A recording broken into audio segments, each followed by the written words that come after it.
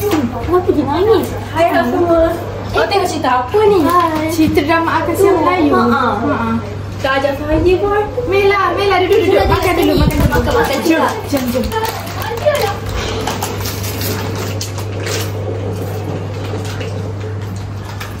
Sedapkah makanan ni? Sedap. Tahu tak saya daripada mana? Kau daripada mana? Saya dari rumah teman adik saya tengok cerita kartun dia. Sekarang kan kita cakap pasal cerita. Awak berdua ingat tak cerita kita pada zaman dulu, kanak-kanak dulu? Ingat tak? Ingat. Dulu. Pada zaman dahulu,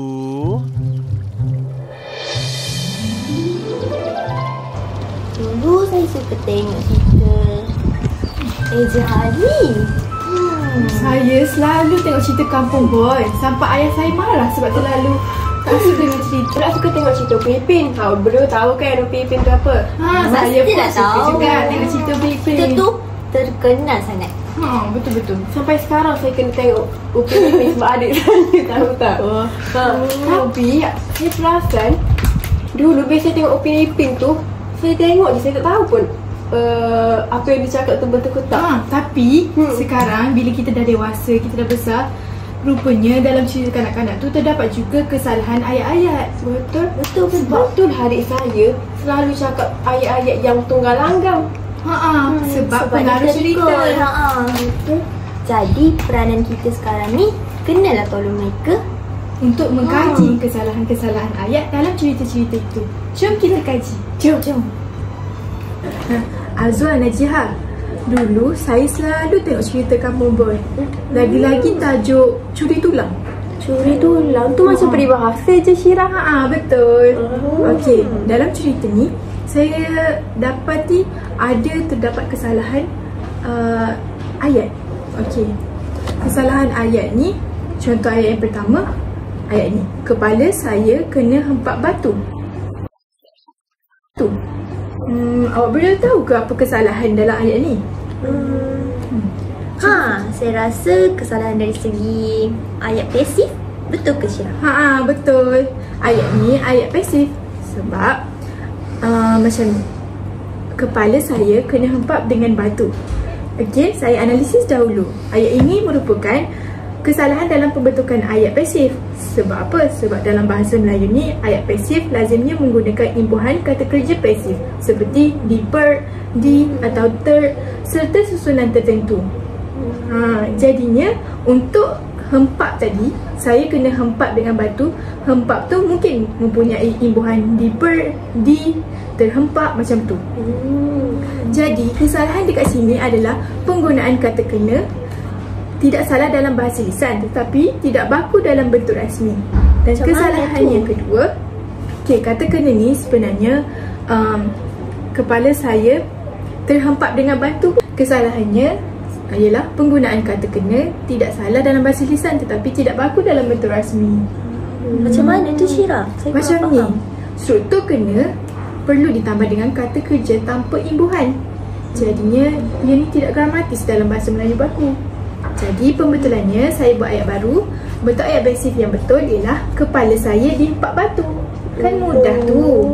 Ataupun kepala saya telah dihempap oleh batu. Jadi perkataan yang dihempap tu sudah membawa maksud pasif dan lebih gramatis. Faham? Faham. Jadinya macam mana kalau dalam bentuk ayat aktif je? Kalau ayat aktif pula, subjeknya ialah pelaku mesti diletakkan di hadapan ayat, diikuti dengan kata kerja aktif berimbuhan men. Jadinya dalam ayat tadi, batu tu merupakan subjek. Batu. Jadinya batu telah menghempap kepala saya. Saya faham ke ini? Mudah kan? Mudah je. Untuk ayat yang kedua, saya dapati ayatnya berbunyi tulang ini adalah tulang kerbau. Okey, dalam ayat ini saya dapati ini merupakan kesalahan kata pemberi, iaitu penggunaan adalah. Sepatutnya tulang ini ialah tulang kerbau kerana ayat tulang ini adalah tulang kerbau ini mengandungi kesalahan sintaksis dari segi penggunaan kata pemberi. Kata pemberi ada dua kan? Iaitu adalah dengan ialah. Betul. Jadi kata pemberi ni adalah ni hanya digunakan di hadapan kata adjektif frasa sendi nama atau frasa kerja. Contohnya dalam ayat, perkara itu adalah penting.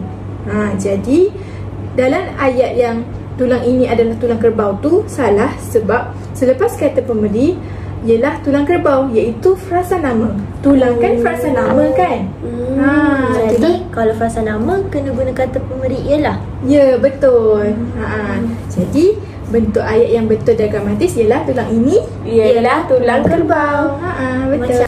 Baru saya boleh tahu macam mana nak bezakan penggunaan kata pemberi ialah dengan adalah. Betul. Bijak. Okey.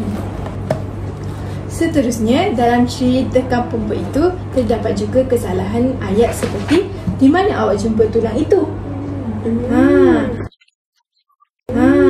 Ayat ini merupakan ayat tanya kan? Betul.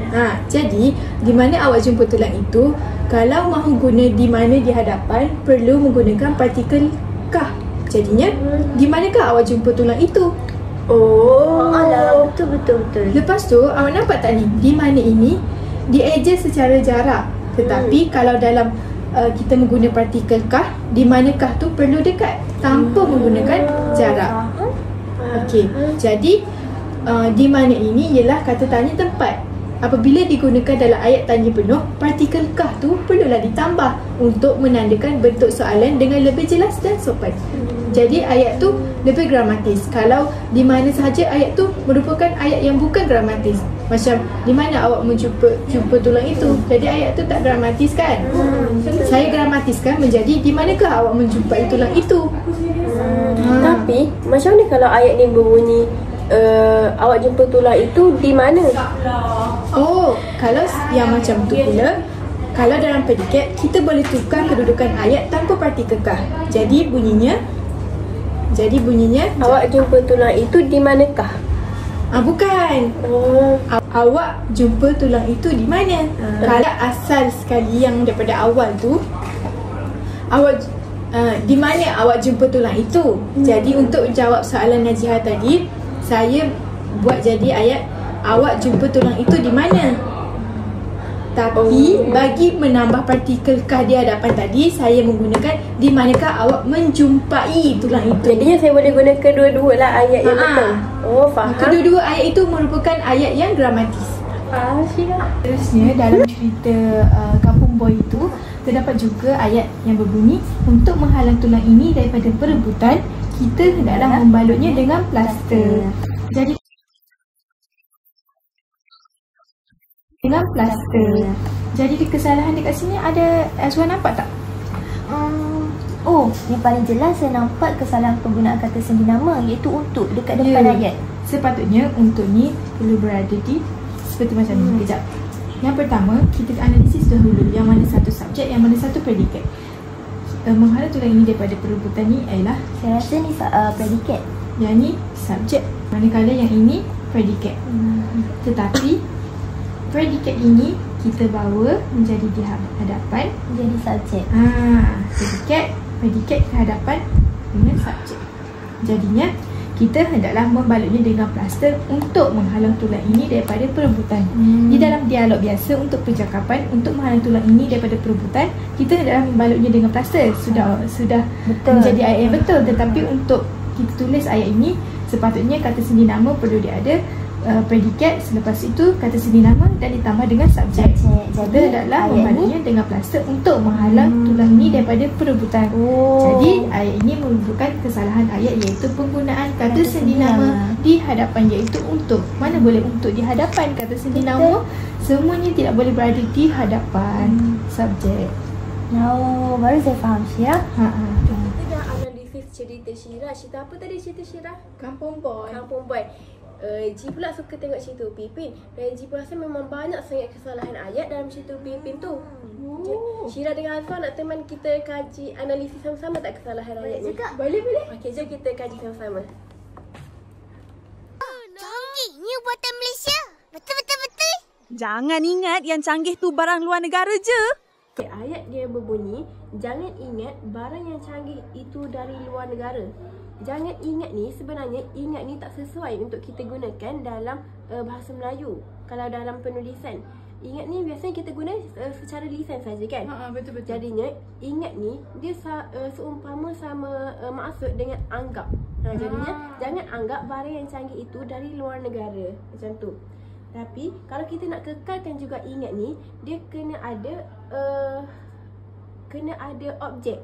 So, kalau jangan ingat saja, kita tak tahu, dia tak ada maksud, dia terbengkalai kan. Jadinya macam mana Najihah? Okey, jadinya kat sini kita kena tambah kata komplimen bahawa.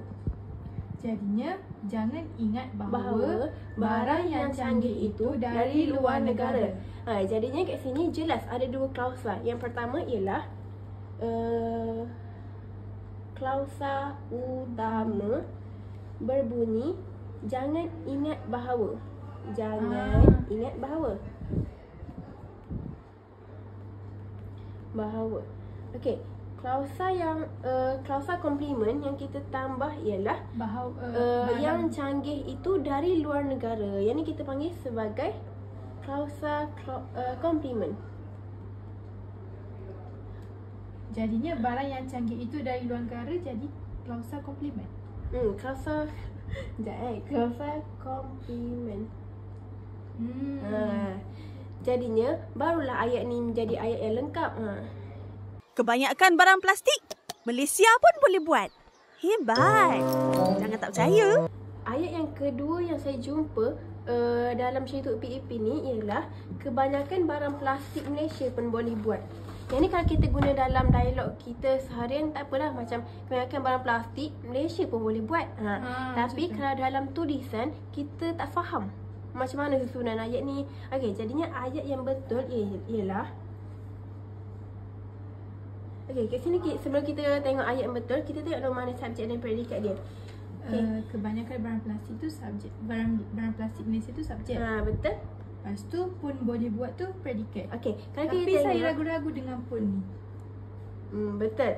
Sebab kalau kita tengok untuk subjek kebanyakan barang plastik Malaysia dah lengkap. Betul. Kalau kita ambil yang ni pun boleh buat, macam tak ada maksud kan? Macam tergantung. Jadinya kita kena pasifkan kata kerja kat sini. Mana kata kerja kat sini? Boleh buat. Betul. Okey, macam mana kita nak pasifkan? Ayat tu akan jadi macam ni. Kebanyakan barang plastik Malaysia. Tak payah kita pasifkan. Boleh dibuat di Malaysia. Boleh. Macam betul. Jadinya kebanyakan barang plastik boleh dibuat di Malaysia. Betul. Mana subjek dan predikat kat sini? Jadi subjeknya kebanyakan barang plastik. Betul. Predikatnya boleh dibuat di Malaysia. Betul. Jadinya kalau Syirah tengok sama tak maksud ayat ni dan ayat ni? Sama saja. Kebanyakan barang plastik Malaysia pun boleh buat. Kita fahamlah barang plastik yang Malaysia tu pun boleh buat. Kalau kebanyakan barang plastik boleh dibuat di Malaysia ni sama je. Betul.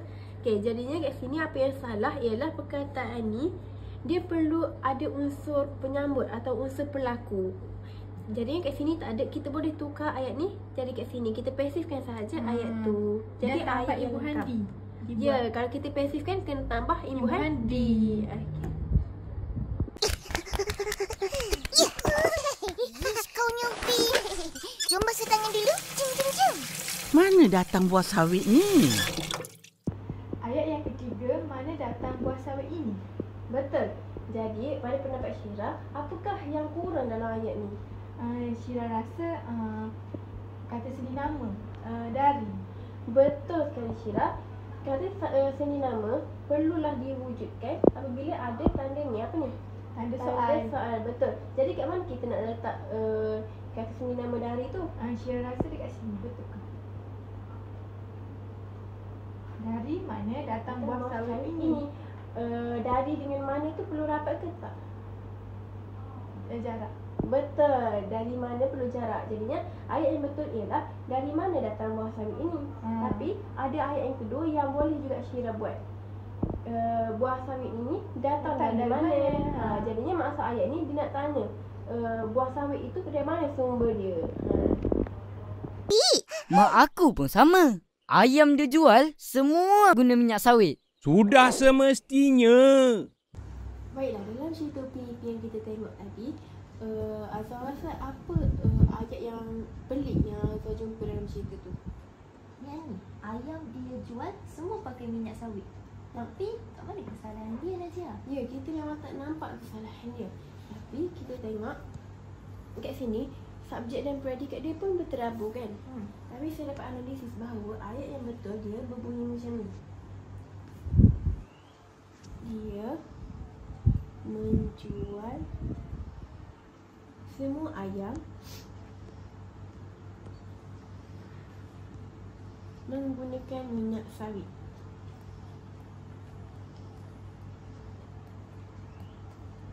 Minyak sawit.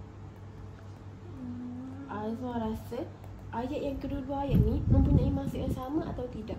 Sama. Sama kan? Jadi apa yang kita buat kat sini adalah kita dapat tengok mana subjek dia.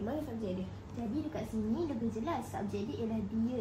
Betul, subjek dia dia. Dan predikat dia ialah menjual semua ayam menggunakan minyak sawit. Okey, ada setengah kata yang kita tukar juga, iaitu pakai dan menggunakan untuk supaya lebih sesuai untuk kita gunakan dalam penulisan, dalam ayat. Jadi kalau dalam design kita boleh cakap macam ni je.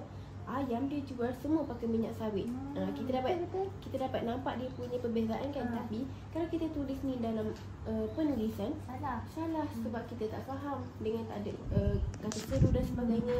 Jadi untuk dalam ayat kita tukar jadi ayat ni menjual semua ayam menggunakan minyak sawit. Baru saya faham. Kat mana subjek, dekat mana predikat. Betul. Mata melatih eja muda. Berapa umur kau? 9? Asal semua orang ingat aku 9 tahun? Kalau Syira tengok Kampung Boy, Jiha tengok Filipin, cuba awak berdua teka saya tengok cerita apa? Bobo Boy? Saya tahu, dia DM Friend. Salah. Cerita yang saya tengok ialah cerita Ejen Ali musim 1. Tapi dalam cerita tu saya pun dapat kesan ada beberapa kesalahan penggunaan ayat dalam dialog mereka. Jadi kesalahan yang pertama ialah berapa umur kau? Betul. Awak berdua boleh teka tak apa kesalahan yang ada dalam ayat ni?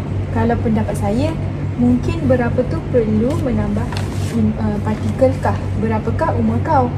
Betul. Sebabnya dalam ayat ni penggunaan kata tanya apabila dia berada di hadapan, kita kena wujudkan partikel kah. Jadi ayat yang betul ialah berapakah umur kau. Tapi kalau pilihan kedua, kita juga boleh letak berapa kata tanya tu dekat belakang. Tapi partikel kah itu kita kena tiadakan. Contoh ayat ni ialah umur kau berapa. Macam tu. Faham? Okey.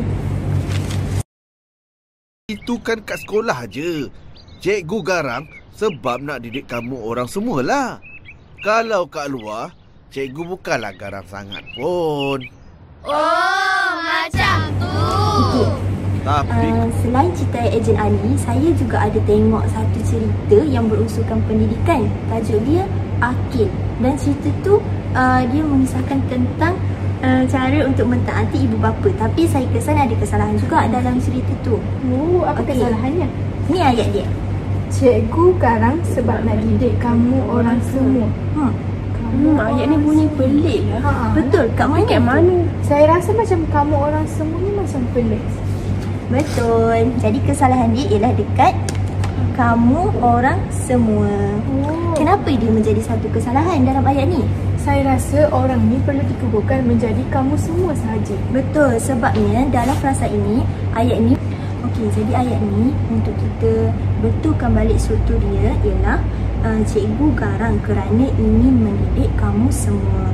Jadi seperti yang kita tahu, kamu ni kan merupakan kata ganti nama. Jadi kalau kata ganti nama, kita ada perkataan kata nama ini dia menjadi unsur lewat dalam ayat tu.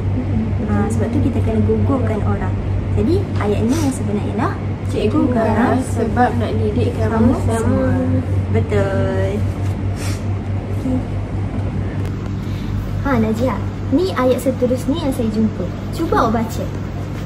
Ayat dia kalau kat luar cikgu bukanlah garang sangat pun. Awak rasa apa kesalahan yang ada dalam ayat ni? Saya pun tak pastilah Azwar sebab ayat ni panjang sangat. Tak apa, kita boleh analisis satu persatu. Okey, yang pertama, yang paling kita nampak jelas ialah perkataan kad. Dalam bahasa Melayu, perkataan kad mana wujud dan tak ada membawa maksud apa. Betul. Kecuali kalau kita bercakap secara tidak formal. Jadi, ayat ini kita boleh betulkan untuk formalkan dia ialah kalau betul. Kalau di luar, cikgu bukanlah garang sangat. Dan perkataan pun kita boleh gugurkan. Tapi, kesalahan yang kedua saya jumpa ialah penggunaan kata nafi bukan. Awak tahu tak kenapa kata nafi bukan salah dalam konteks ayat ni? Bukan. Tak tahulah. Okey, baik. Mari saya ceritakan kepada awak. Kata nafi bukan, kita kena gunakan dia dengan perkataan kata nama dengan kata sendi nama.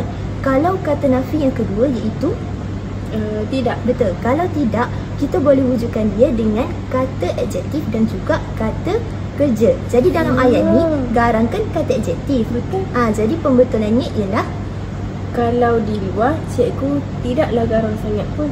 Betul. Pandai. Jadi penggunaan ayat yang betul dan gramatis amat penting dalam menghasilkan bahan tontonan kanak-kanak seperti cerita Upin Ipin, cerita Kampung Boy dengan cerita Ejen Ali. Jadi bahasa yang digunakan dalam rancangan ni seharusnya menjadi contoh kepada penonton ni, khususnya penonton muda dan kanak-kanak yang sedang membina asas dalam komunikasi. Betul, dan oleh itu penulis skrip dan penerbit perlulah memastikan setiap dialog itu mematuhi tata bahasa Melayu yang betul agar tidak menimbulkan kekeliruan terhadap struktur ayat, sebutan dan juga makna. Jadi penggunaan ayat yang gramatis bukan sahaja memperindah jalan cerita tetapi juga dapat memupuk kecintaan terhadap bahasa Melayu serta membentuk generasi yang menghargai dan menggunakan bahasa kebangsaan dengan betul dalam kehidupan seharian.